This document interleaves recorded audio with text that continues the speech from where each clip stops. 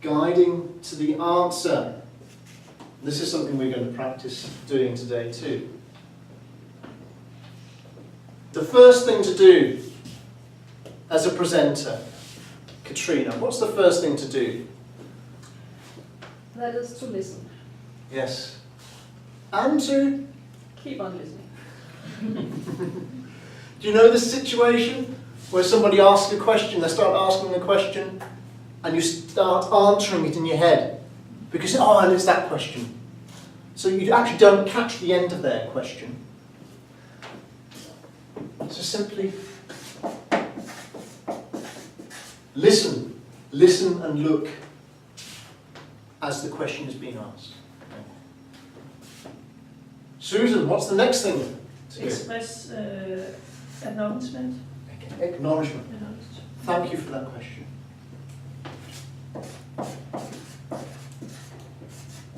Thank, acknowledge, yes. That can be something, good. It doesn't have to be a thank you. It can be simply a nod and acknowledging body language. Good. So, and then the next thing to do is, Giorgio? To repeat the question in your own words.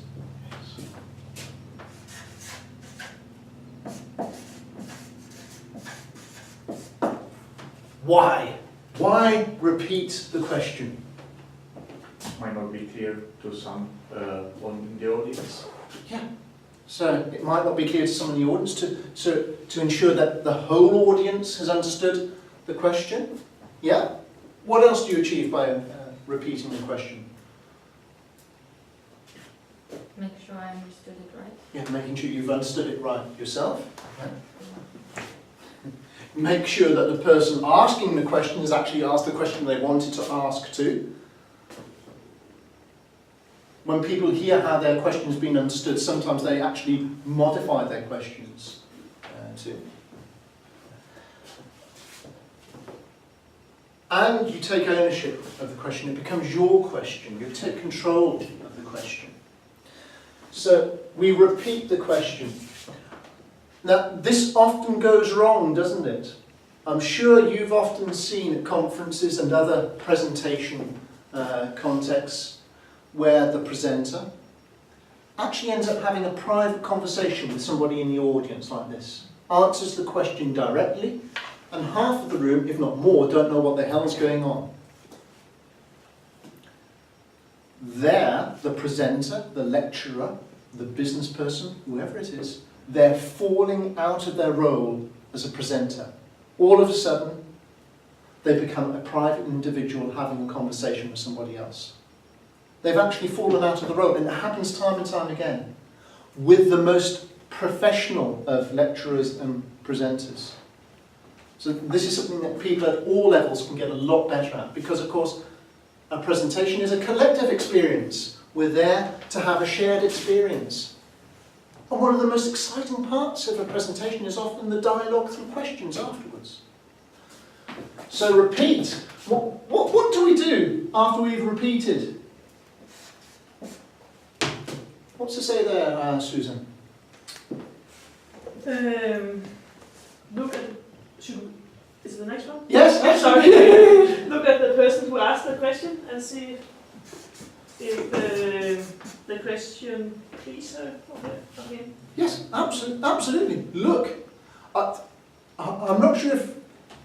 But have you seen this happening before? People having their questions repeated, and you can see on the person that's asked the question that they don't agree with the interpretation of their question, but the presenter completely ignores that, because they've got carried away with how they're going to answer the question already. If we really want to create a true dialogue, we need to check for understanding. And that means looking at the body language of the person who's asked the question. Okay, so look. Okay. If everything's gone okay at that point, sometimes you have to go back to the repeat just to get things in place. Now we can start, in fact, doing this. We create an agenda for answering the question. we start saying things like, well, let me think about this. Now, there's at least one way I can answer this question. Or we could say, now there could be several issues to look at here. One is the theoretical side, and one is our practical experience. Another way of answering this question is to have a look at what other researchers in the field have done with this issue and compare that with our own research. There's an infinity of possible answers. The thing is to give somebody or give people a chance to know how you're going to approach the question and give yourself a chance to think on the spot. And here, this is where we can really use positive externalization, externalize positively to our advantage. Is it okay to stand here as a presenter when you're confronted with a question and say, now let me think about what's the best way of answering that question? Well, when I look back at our research and what we've done recently, I think there's two things to look at. You simply talk aloud like this in a positive way.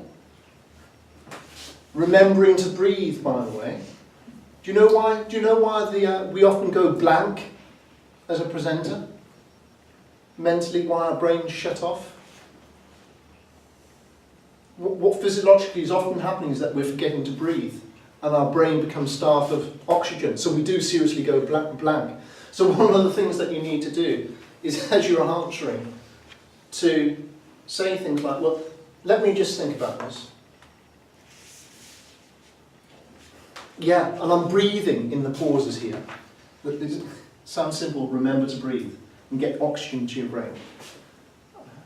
And then externalise positively and share a positive dialogue with people. This is how you create an agenda. And then, last but not least, you answer.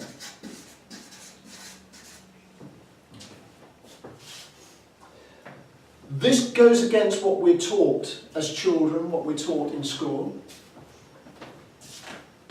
If you'd done this as a 12-year-old in school to a teacher, what would your reaction have been? Your maths teacher asks you a question, Giorgio, and you say, "Thank you, sir, for that question." I don't know how old you are, but several years ago you would have got a clip around your ears for going through this. So we're actually brought up, we're actually educated, trained to answer questions when they're asked, also by our parents. But we're not a student as a presenter, we're not a child, we're not a pupil at school, we're a leader. And that means we have to do this. So, we're going to have fun practicing this today.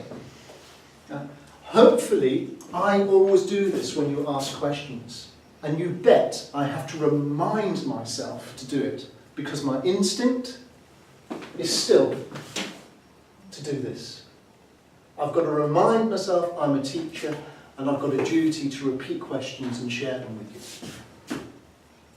And I fall out of it every now and again, but I've got better and better over the years at doing this. So, for our presenters, this will be hanging as a reminder on the wall down there. Let's put it here. And for our questioner each time, this will be hanging as a reminder. How to frame the answer or the question.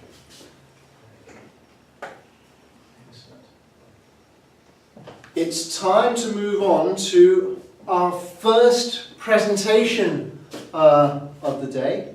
We're going to do things in reverse order, by the way, to how we did them last week. So the person who waited till last time, could be the first to do a presentation today, which means Charlotte has probably just worked out that she'll be doing the first presentation today. Thomas, could you just stop and start the camera so we can get a fresh sequence for Charlotte? Because of course I'll send you